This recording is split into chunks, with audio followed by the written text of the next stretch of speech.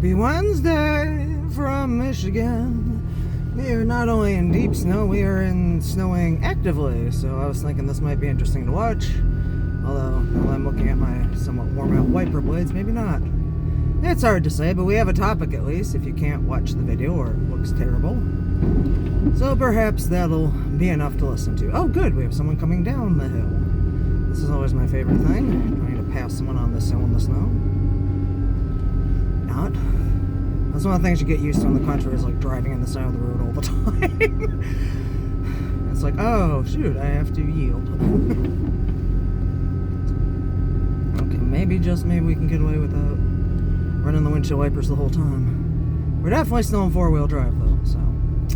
Anyway, today I'm kind of psyched. We'll see what happens, because I get to go to the free clinic, which gave me a nice idea of the topic for today, which is why I'm shooting, not in the snowstorm, again. So when I first started volunteering at this one, they were like, hey, why did you decide to? And I gave them my long, somewhat tortured history of being poor and dealing with healthcare before Obamacare forced everyone onto things. And yeah, I'm still not a fan of Obamacare because it took away my high deductible extreme accident policy. But anyway, that's a story for another day. I do want to talk about the two free clinics that I went to briefly, that probably no one wants to qualify as true free clinics because they weren't funded, I think, by the county they were in. Fortunately, just so everyone knows, these are both well defunct. I double checked on the second one this morning and they are coming up as, permanently closed. So I'm not telling tales out of school. I'm not going to hurt nobody's feelings, hopefully. The first one I went to, though, and I'm bringing this up because A, I can't find anything on the internet just due to the name of it, and B, some people don't believe me, but about 15 years ago or so, there was something in Michigan called Plan B health insurance, and it was offered by the state, and it didn't give you a lot of benefits, but it was free. And we took advantage of it, and so I still have the card, which is like this really dark blue with some green on it, identity, provider card or whatever. It didn't have like a picture of my face or anything. It was just a card with a number. But at the time, we got to go to a free clinic that was only 2 or 3 towns over from us, which wasn't too bad considering. And this one was very low budget, no budget. And I don't know if that's because they had to bill everything back to the state or if they had independent providers, but I do remember going in there in the front room and seeing like jewelry for sale. They had a lot of those old cafeteria style tables. They'd sit out in like the front waiting area and it'd have like all sorts of things for sale to help support the place. And they also stuck up signs saying they'd like take your refundable bottles, which those of you that aren't in Michigan, it's 10 cents per can up here. Go watch that Seinfeld episode if you need to know more. So we never dropped off cans or anything, but we did go there for a while. And that place was kind of a trip because for whatever reason, I know we like specified a couple times to get another nurse practitioner or whoever was our provider. I definitely don't think she was a real doctor. But we kept getting like the same woman in her mid-50s who was not exactly the healthiest person trying to give me like nutrition advice. And then at one point she really irritated Dan because he got a UTI and he kind of knew he had a UTI because he's had UTIs before. And we went there thinking maybe they can give you something for it that's a wee bit better than doing the old-fashioned cranberry niacin DIY. And yeah, we go there and she's all like, well, the only people I've ever seen with a UTI in a man is gay guys. And I'm like, that doesn't mean he's gay. People get UTIs for things other than gay sex. Just telling you. So yeah, that put him off after that point. And Plan B care ended like shortly thereafter, so that clinic folded, and then we were without care for a while until I got referred to the next contender, which was St. Luke's. I think it's Hometown Healthcare. It took me a while to find the old business name on Google this morning. And it did, I did manage to match it because it was in the strip mall, and this was like the first funny thing about it. So it was in a strip mall in my hometown, which was convenient, but the strip mall always messed with me when I was going to visit them because, like, on one end, I kid you not, was the Grand Traverse Pie Company, On the other end of the strip mall was the Chinese place. And then there was a Weight Watchers in the middle, kind of next to the doctor. And I want to say there was like a travel place and something else. But yeah, it used to crack me up because I'm like, who wants to go to Weight Watchers staring at the Chinese place and the Grand Traverse Pie Company? Like, that seems like a double whammy. And they only had like 3 parking spots in that lot in front of their actual business. So that was also kind of weird. But it had a small storefront, but it expanded pretty okay into the back where there were actual rooms and things. But what was odd about it, at least to me, and let me preface this by saying I'm not anti-Catholic. I actually find Catholicism fascinating, which is part of the reason I kept going here, was that they were very, very, very, very Catholic. And I mean that in the following sense of, like, they'd give you spiritual counseling, which was okay. My favorite thing was I'd go in the front and there'd be like the little waiting room, but then there'd be this other little room that I call like the Catholic room that was full of like saint figurines. This was before I was super into the Virgin Mary. So there wasn't a lot of Our Blessed Mother, I remember, but there were definitely a lot of saint figurines, little things you could take home, little books, Lives of the Saints, all sorts of inspirational stuff. And yeah, you had to pay for it. It's not for free. But it was really fascinating, and I'd go in there every time when I'd be waiting for my appointment and like pick up stuff and like weed through it. I think at one point they almost offered me a free copy of something that the guy that essentially ran it or founded it wrote, but I didn't take that.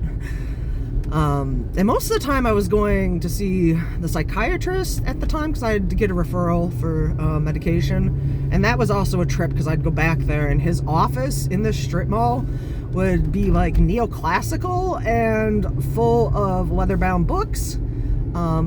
So yeah, I'd go back there and I'd be like, this is a strip mall, weirdly enough. Because the front didn't indicate at all the lavishness of the back. So I always found that sort of hilarious. But their care was really good, and they had a good mission. So I'm not knocking St. Luke's. They were definitely good practitioners. They also, one of the things we really liked was they actually like specified the costs up front. Because you did generally pay per service unless you were like really, really broke. And we weren't quite to really, really broke at that point. We kind of were, because I was like out of my first graduate program in 2009 and I had like nothing to do, which did not do well for my psyche, hence the medication.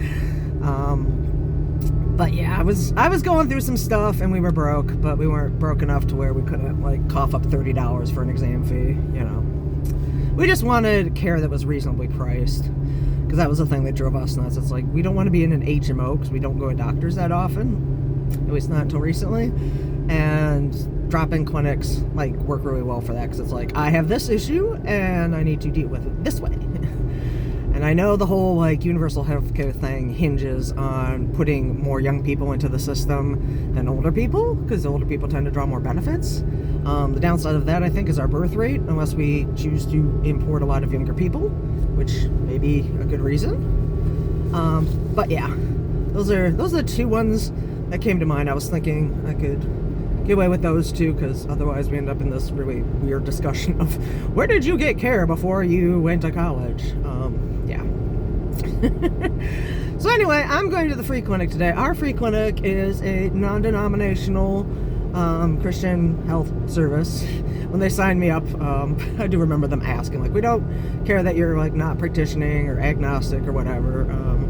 We haven't had a Wiccan before, and well, I'm not Wiccan. She just threw that out there, and I was kind of like, yeah. And I'm like, let me guess, don't be, you know, handing out pamphlets for the Church of Satan in the front lobby. She's like, yeah, pretty much. And I'm like, I'm fine with Christians. I'm not a church-going member, which kind of works for and against me, because there's times when like they need people to do stuff, and I'm like, I can do that. I'm not in church. Like Sunday morning when we were helping with the RAM. Remote area medical clinic up at the university. And I'm like, yeah, I can do Sunday morning. I ain't doing nothing. I ain't hanging out praising the Lord. I'll just sit on this bench outside in the hall and talk to people who try to approach me. And trying to make it not awkward. Yeah, that was interesting, because I really wanted our clinic director to come back. I'm like, come back. And she left me at one point, and somebody kept asking me what spiritual care was. I'm like, I am not the best person to define that. I don't know if that's praying over you or talking to you so you pray, or how exactly that works, yes, we're gonna go over in this really, really heckish lane because this guy's like, hey, I'm in a truck. I'm in a big burly truck. And I need to get through. Yeah, you do you.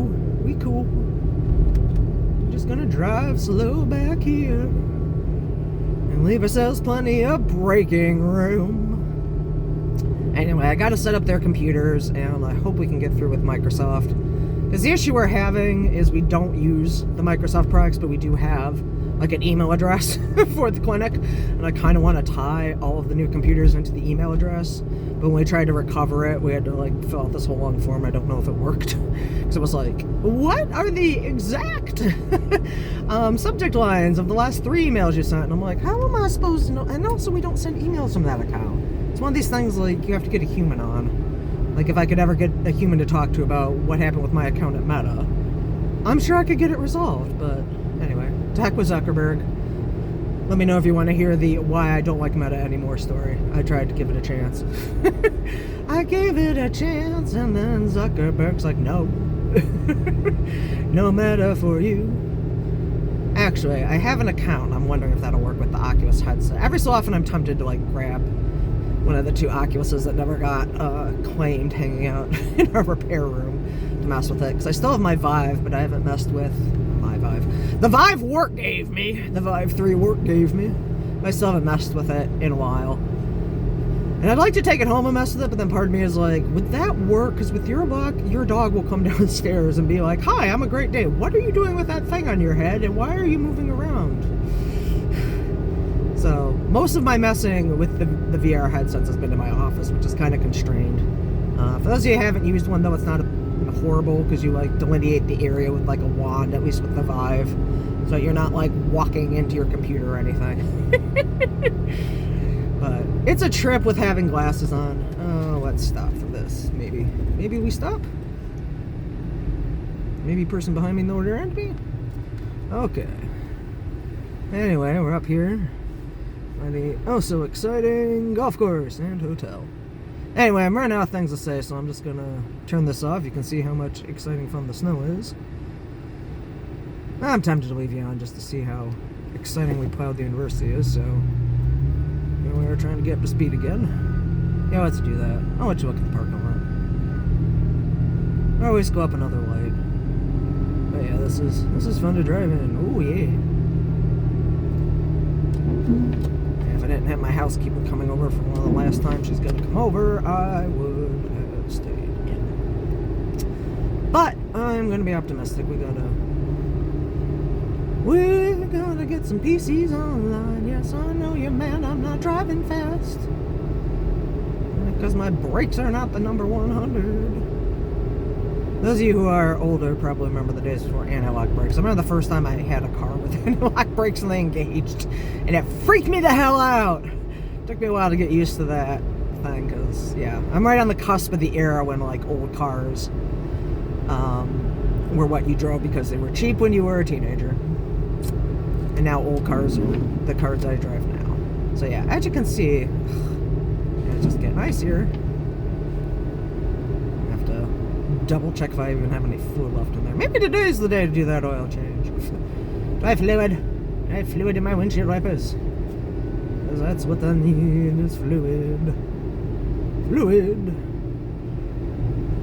Alright. Start braking, start braking, start braking.